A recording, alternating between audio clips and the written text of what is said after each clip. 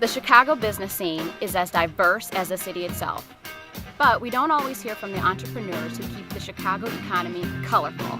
That's where I come in. I'm Micaela Brown, and this is the Minority Report. What do Michael Jordan, Oprah, Steve Harvey, and Whitney Houston all have in common? They've all worn Barbara Bates. A native Chicagoan, Bates went from selling her designs during her lunch break to overseeing a huge design studio in the South Loop. I met up with her there to discuss how she broke out, beating cancer, and her cringeworthy moments. Tell me about being in corporate America and developing a side hustle on your lunch breaks. So in corporate America, I was never the kind of employee that was going to get a raise because I always did just enough to get by. So I was never going to go well in corporate America. But the thing that I enjoyed doing was fashion, and the girls would come by my desk and compliment me on what I was wearing. And so I decided I need to let them know that I'm making this stuff. So I started like going back to their desks and telling them I made that, I can make room for you, I can take your measurements. And they started agreeing to it. So we would meet in the bathroom on the 15th and the 31st. I'm sure you know what that is.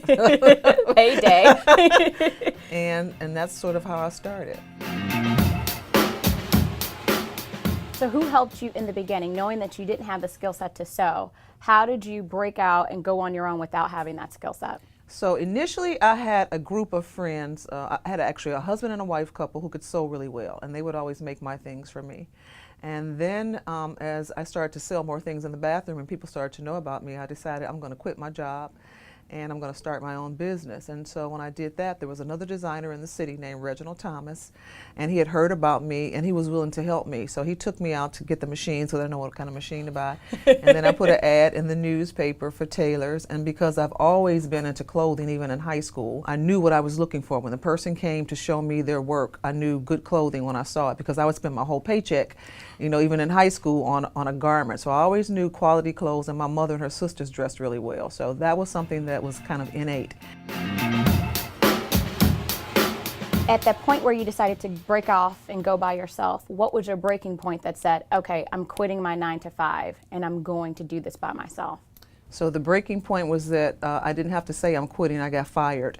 And so I was like, this is it. It's time for me to start that business I've been talking about. Wow. And so, you know, getting fired was like the best thing that ever happened to me. I did some temporary work, you know, while I kind of like got things in order, found a space, put the ad in the newspaper, just sort of like let people, you know what I was doing. Like, you don't have to come to my house anymore. I'm going to actually open up a shop. And in September of 1986 is when I actually like opened up the shop. I was already selling to friends and friends of friends. And so I really didn't even know that I could do this. I just thought, you know, well, they don't pay you full price anyway, so they always come and shop with you. But well, people who don't know about me, well, they respect what I'm doing, and can I, you know, thrive and survive off of this? Because I was used to the 15th and the 31st also. All right, you landed some great names when you first started. Tell me about how you were able to get those connections, because that definitely paved the way for people to know who you were in the city.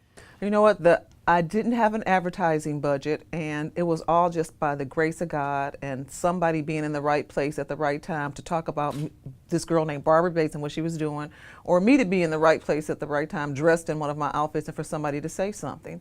And so like in the, you know, like the late 80s and during the period of the 90s, then of course, you know, every basketball player that came to Chicago, and that was all of them, they made sure they came down, you know, to Barbara Bates Designs, thanks to Michael Jordan.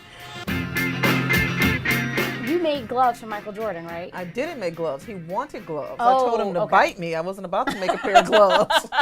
Like, get out of here. Really? Gloves? He never got those gloves. Oh, okay. I couldn't that was remember. kind of how our introduction was made. He wanted, my sister, you know, said my sister designs clothes. He's like, blah, blah, blah. Well, if she can make me a pair of leather gloves, I want to meet her. And so she's like, Barbara, this is how you can meet him if you make him the gloves. I'm like, there's no way I'm ever going to make him the gloves. So he knew my name from that whole conversation. But I happened to meet him at a party. When people started finding out Michael was getting his clothes for me, it opened like so many doors Wow. for me, yeah. And people like the Winans and Whitney Houston, those people came about because somebody else met them and told them about me, and so they came to seek me out. And when they came there, they were excited about meeting me, but I was more excited about, you know, meeting them. Right. And so everything was pretty much word of mouth, from me having a client that was happy and they told somebody else. My grandmother would say, rather, that people will buy you first, Barbara, and then they'll buy your product. So I've always just kind of like just been just happy, so people like happy people. You're a breast cancer survivor. Yes. How has kicking cancer's butt affected how you run your business today? Well, actually, I never knew that I was even at risk for breast cancer, and so when I was told I had breast cancer, it was devastating because I didn't know facts about breast cancer. I just thought people who have breast cancer die. Mm-hmm. And of course, as I learned more about it and went through my treatments, I saw that you can still live a healthy life. But after treatment, I just thought I'm an intelligent woman and I knew nothing about breast cancer and I wasn't getting mammograms. And there's more women out there that are like me. Right. And so I started to speak out about it. And then when I started to speak out about how we need to be knowledgeable about it, and education is the important part because it just comes, to anybody, anytime. Then there were people who I knew who were survivors, but they had never said they were survivors. They held it close to them. So I just thought by, being transparent and letting people know that anybody could be hit by breast cancer, that it was really important to do. And then with, being a fashion designer and breast cancer, I thought what a wonderful marriage to, put the two together and raise money for breast cancer awareness through fashion. So is there anything that you created in the 80s and 90s that you look back on and just cringe?